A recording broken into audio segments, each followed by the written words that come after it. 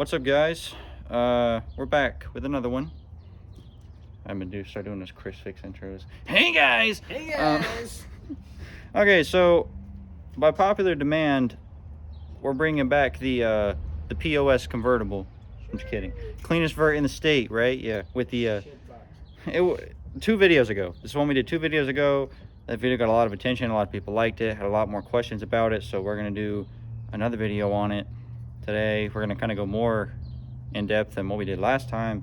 This time we're gonna do something that might appeal to a wider audience. We're gonna talk about cheap mods that you can buy for these cars, and then we've got a few that are good mods, but they're a little bit more on the, I guess you call it like mid-range price tier. We had some in there that were a little bit high, and we took them out because a lot of people are going to say, wheels, tires, buy wheels, tires. Yeah, you're right. Wheels, tires make everything look better, but that's like $1,500, $2,000, sometimes even more than that, depending on what you're going to get. And I mean, I don't know about him, but I mean, if you buy a car this old, it's like it's barely worth that much to begin with. So a lot of people don't want to put that kind of money into it right away. So anyway, we're going to go ahead and get started with it. We're gonna do the cheap stuff first, and then, like I said, expensive later. Just keep it simple. Some of these are exterior, some of these are interior, some are power, some are just because cosmetic. Yeah, just because, why not? So here we go with it. So I guess first of all, we'll start with the Mach 1 grill delete. And I think you painted this black, didn't you? Yeah, I repainted it because I'm too poor to buy a different one. I think these come in chrome. I have a chrome one on my car. What are they, like 50 bucks? 45? I bought mine as a package. I bought the delete and the chin spoiler. I bought them both off, I think it was CJ for $125. The good thing about these 2 pieces, like he said, is you can buy them as a package. They're pretty affordable, and yeah. I don't know about you guys, but like the honeycomb grill that comes in these is absolutely hideous. It's not it. And not to mention, these bumpers mixed with the stock ride height mixed with the bumper just stopping here, they just look goofy. So this chin spoiler I really like. I've had this on my car in the past. Now I have the Cobra one. The Cobra one's like 240 bucks. This one's like 50. I honestly like this one better. I think it looks better. Oh, yeah. It's more durable. Like he scrapes this on everything, and as you can tell, it still looks good. Yeah, like it. A lower feel. And then, like I said, he went for the black horse. Mine's chrome, but he's got like the whole black and white thing going on. So I guess it works well. And then you want to give number 2? Number 2, going around to the side. We showed these in the last video, I'm pretty sure, on the car. The $15, $20 garage door side skirts. I didn't think they'd be that good at first, but we had one day, stopped at the Lowe's, threw them on there, and it looks like it's supposed to be on the car. Can't flame them too bad. The craziest part is, guys, I don't know if you can find anything to put on a car that's going to be cheaper than this, and this is like an air freshener. Like, I know this sounds stupid, and they don't look like much, but like I said, me and him scraped these on everything, and since they're rubber, you can't even tell. You don't have to have a lot of car knowledge to put them on. We just measured them, cut them, and then put them in with screws, and we just put the screws into the bottom of these running boards. So as long as you don't drill through, like, a brake line or something, that, if you did that, that would be bad. But I mean, you do both sides for, what was it, like 12 bucks total? Yeah, it wasn't a lot. Maybe 15 if you got to buy the screws. Yeah. So I mean, it's not terrible. And I mean, I guess with that, we'll go ahead and get into the next mod, because the first 2 and this one kind of tie into it, and that would be lowering springs. We showed the ones that were on here in the last video. They are what, the S&R Performance? The SR Performance, the touring springs, I believe. And they're like, what, 160 bucks? 130, I think. Something like that. I know I can't get a good shot of them from here, so I won't even try. But these cars come from the factory like monster trucks. Like, you could do some off-roading with these things. Yeah, it just looks bad.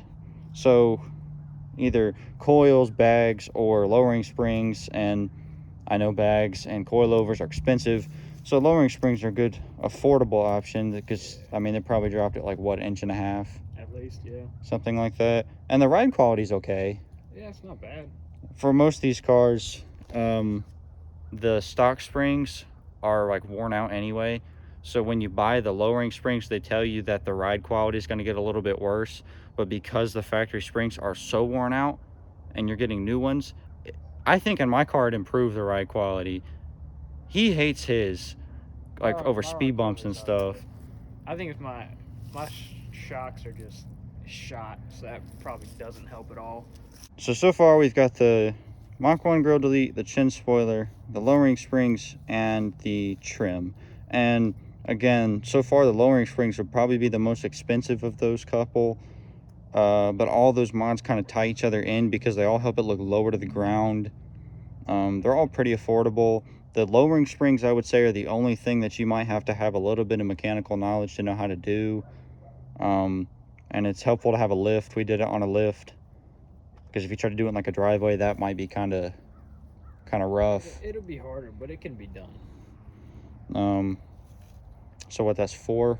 It's 4. And while we're on lowering springs, we'll go to spacers. Don't make it gay. Get the fuck out of here.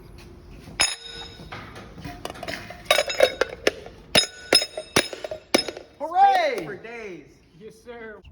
That's a good point too. I didn't think about those. Yeah, 'cause the tuck on the back wheels of this car from the factory is horrendous. So bad. I might try and find a picture and throw up in here. But yeah, like he said, between the back wheels being so skinny and then so tucked, I mean, it's rough. You look through your mirror when you're driving and you can't even see that you have a wheel behind you. It's bad. The front's not quite as bad. So like here on the back, all it does is it kind of makes it flush with the fender. Up here in the front, you'll have a little bit of tire that sticks out, but it's nothing terrible. It still looks good because I think you did the same on the front and the back, didn't you? I did 1.5 all around. I think if I were to do it again, I'd go 125 on the front, so that way they're both about the same flush on the fender.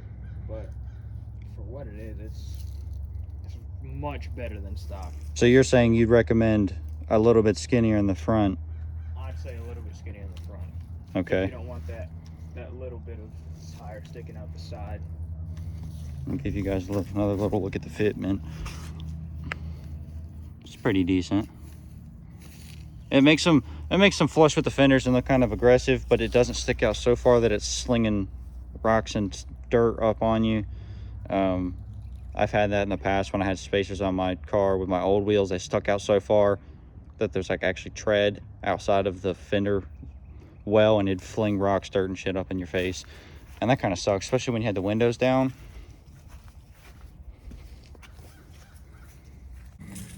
All right, so now we're gonna do the I can't remember if I told y'all 5 specific cheap mods or if I just told you a few. We ended up doing 4. I had a 5th one. I'm just gonna kind of throw it in with this next part because it's I mean, I know you've heard probably a lot of people talk about this just because, I mean, it's true. It's a cheap mod that adds some power, and that would be a cold air intake. I have a chrome one. He has the flat black one. They add what, like 10-15 horsepower if you tune them. They're like $75-$80. Like, even though it doesn't add a lot, it was worth it to me because like it improves the look of the car. Oh, yeah. Most times when you get these cars, they're so old, they need a new air filter anyway, and the intake comes with the filter. It's in the fender right here, so you can't see it. I think it points down. Normally if you move this fender line, I'm not gonna do it, but if you move this fender liner, you can see it right in there. So yeah, it does pretty good. Like I said, it's not gonna add a whole lot of power. Some people think it sounds like a supercharger, just because of the way, you know, it moves the air. So that'd probably be 1. I'll let you do 2. 2 is gonna go to pair with the cold air intake, the 65mm throttle body by BBK. It's a bit on the expensive side, but it brings in more air. If you get it tuned right, like the cold air intake, it'll give you some extra power in there, some better airflow. Yeah. Well, and with these cars, his was so much easier than mine. I think I said this in the last video, but I thought about getting a throttle body at one time, and so I tried to take the throttle body off of the intake, and the throttle body had fused itself to the intake, so like it wasn't going to come off. I don't know why or how his came off better than mine did. But that's just one thing you might want to try before you buy a new one, because when I had issues with it, I looked up on like forums and stuff, and apparently that's a really common problem with these cars, that just they fuse themselves together and you will not get them apart unless you either crack the top of your intake or break through the side of the throttle body, and that's just a hassle that I don't think is really worth it. Nope. And like I think you just said this, but you said you don't entirely regret the decision, but you said it was kind of like a 50-50. Yeah, it doesn't need to be there, because it's just not a fast car, realistically. But brings in more air. It looks shinier. So you guys heard it first. If you want to beat Lambos and Ferraris in races, buy a 3.8 liter Mustang. Yeah. Just kidding. Don't do that. And before anybody like starts flaming in the comments, why are you putting these mods on a 3.8? There may be some people that want to do this. They want to know what you could put on these cars to make it faster. And we'll talk about tune in a second, because you know the tune is kind of what varies. All of that is what draws and dials in all the additions you've made so that you get your maximum performance. But between the cold air intake, the throttle body, and the tune, I mean, it is faster. You can notice a difference. But like you just said, don't expect to be going from. You're not gonna be gapping anybody. Yeah, maybe some moms and some minivans if they're distracted. Yeah, if they don't know you're racing, then you might can take them. But I mean, I guess the one good side is they're pretty reliable motors. They haven't blown up yet, amazingly. So it's a solid motor. So I guess we'll go into the tune, and I've actually never put a tune on mine, so I'm just gonna let you talk about that because. Yes, sir. Tuner from the Bama XC4. Do you have it with you? I remember you used to have it with you. I should still have it in the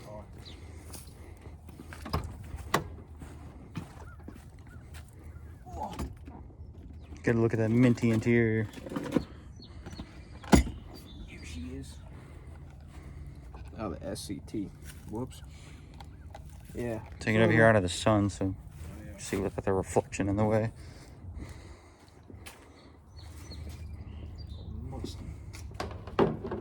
She is.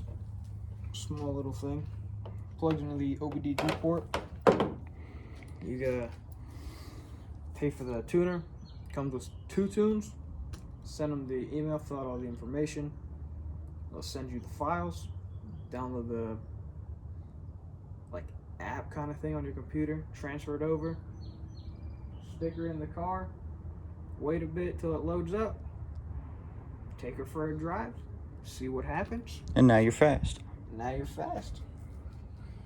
They do have a good amount of options for the tunes, I guess. Well, and yeah, I think I remember you saying they have a 93 option, don't they? They have a 87, 91.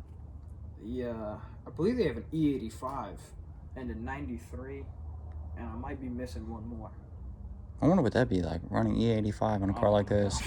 I don't even know if I'd do it. I'm struggling. So would you say overall the tune was a good investment? Oh yeah, I just have the regular street 87 tune, because with some of these modifications, it is gonna change your air to fuel ratio in the car, and it might throw a code or something. Oh, it will throw codes because mine have 6, but it'll go in there, fix all the ratios and stuff, give you better performance, change your shifting around a little bit, and yeah. So this is one of those mods, unless you're going to get the cold air intake and the throttle body, I would not get the tuner. If you're not getting this stuff and you're just going to buy the tuner, I personally would not do that. You could just take your car to a shop and have them do some data logging and probably dial in your motor for way cheaper and way easier than using a tuner for it. But like you said, that's the tuner's a good option if you're going to keep adding stuff onto your car, because then you can go in, I guess, to the app, to the website, and you can get custom tunes for whatever new stuff you're adding. So it does the job. I'm going to get you two from here to there sometimes. Now we're in the interior. I showed this in the last video as he fondles his pedals. The reason we're showing the interior is for the radio. We won't stay on the radio too long. It's pretty straightforward, just like any other car. The factory radios in these things are pretty garbage. I'd say the sound system is good, but they do have a tendency to give out with the volume knob. Oh yeah, no, the sound system in terms of the speakers is good. Just the radio itself is dog shit. Like he said, at a certain point the knobs will start malfunctioning, so like your radio will turn up but it won't turn down, and you can imagine that would be annoying. And most people like to have Bluetooth now, so I mean, I got mine from Walmart. I don't know where you got yours. I got mine off Crutchfield. They sent me the radio and all the harnesses and brackets that I need to install. Well, it's pretty cheap, and I guess you say pretty easy. Yeah, it's pretty straightforward. But now you get the Bluetooth. Hopefully you get a volume button that works. And if you're a person who likes all the cool little lights, now it lights up. So that's one thing. And then I guess the last thing we'll talk about is the exhaust. That's more on like the expensive side of the mods, but it's in like every mods list that you're going to see. Just because, I mean, who doesn't? If you buy a car like this, you want it to sound cool. Not to mention, if you get a good exhaust and you pair that with a tune and the other stuff under the hood, it's going to give you more power. And I think I said this in the last video, but the exhaust that is on this car is actually the X-pipe that used to be on mine. I don't think you're going to be able to see it. Actually, you might be able to right there. It's the X-pipe that was on my car. You said you still have mufflers that you're going to put on here, right? Yeah, I've been putting that off for a while now. They've been sitting in the garage just getting musty for a few months now. I got to get that done, like, hopefully next week, maybe. If I remember. So we'll see. In my opinion, it sounds good regardless. The smaller mufflers will open it up even more, because like I said, now it's still got two fat old factory mufflers on there that are most definitely like clogged up and not functioning properly now. So I think that's probably going to do it for our little list. So drop a comment down in the comment section what your favorite mod is. What's the first thing you would do if you had a car like this? I mean, shoot, share the builds with us. Let us know what you got going on. So I think that's going to do it, guys. See you next time.